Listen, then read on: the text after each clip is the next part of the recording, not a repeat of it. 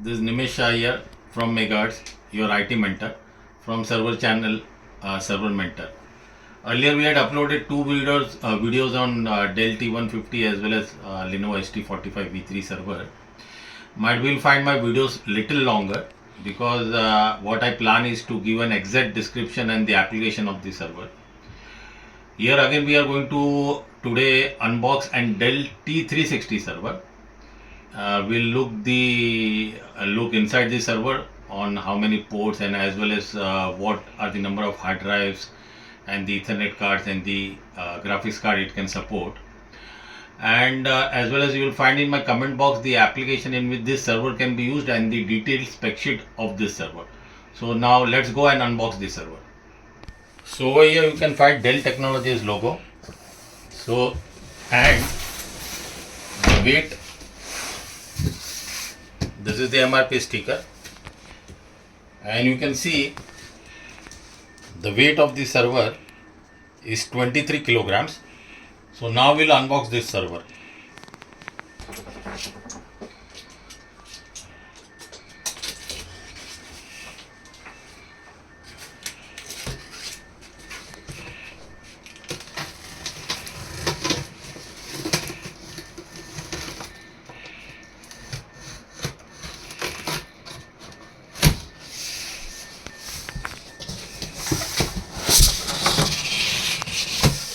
I think there would be a manual or cable inside, if I'm not wrong.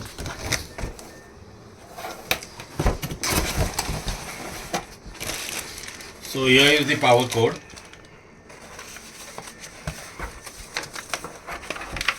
And these are the manuals which you have got inside. Now we'll pull out this server from the box.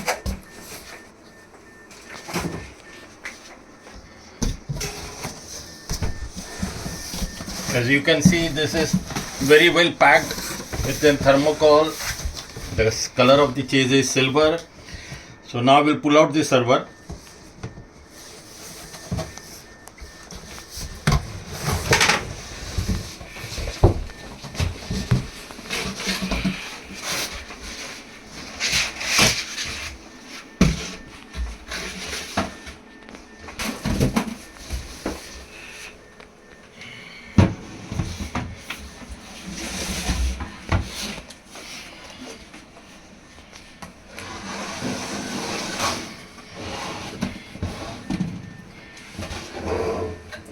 This is too heavy. Yeah, they got a nice design over here. So on the front, if you can see, this is the power button, and you have got 4 hard drive slots over here. This is an USB port which is there.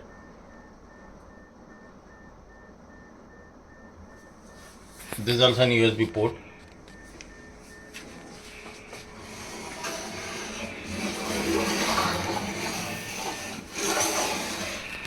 On the back of the server, this is where you plug in the power. These are the 4 USB ports. These basically are USB 3.2 ports which can give you up to 5 Gbps. These are Gen 1 ports. So you have got Gen 1, Gen 2 ports also in USB 3.2 which can go up to from 5 Gbps to 10 Gbps and up to 20 Gbps. These are normal USB 2.0 port. Now this two are the Ethernet ports over here. This is again a USB port over here. This you have got IDRAC port. This port basically is used to remotely switch on or off the server, as well as this can be used to update the server via remote location. There are a lot many other features of IDRAC which I would put it in my comment box.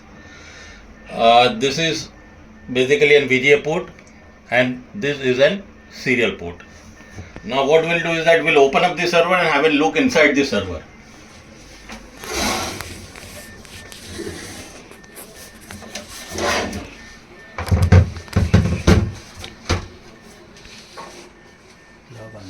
So this is the from here you can unlock the server.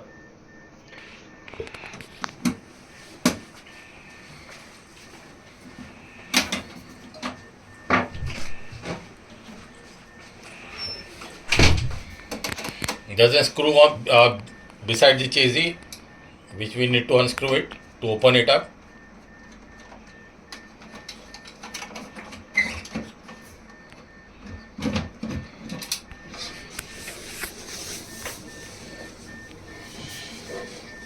So this is the cover, protective cover, which I'll remove it.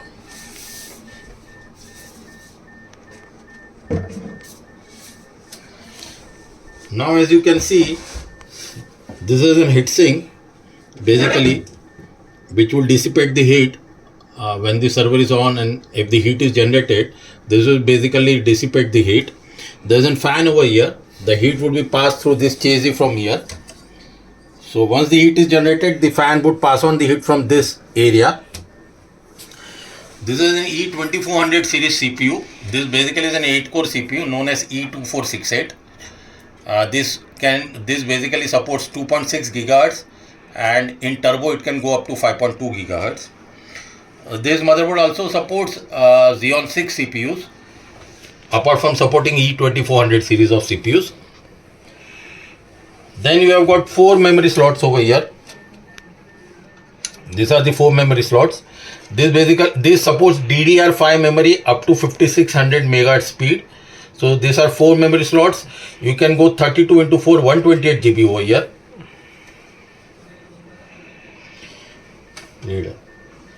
And unplug this card to show you what exactly it is.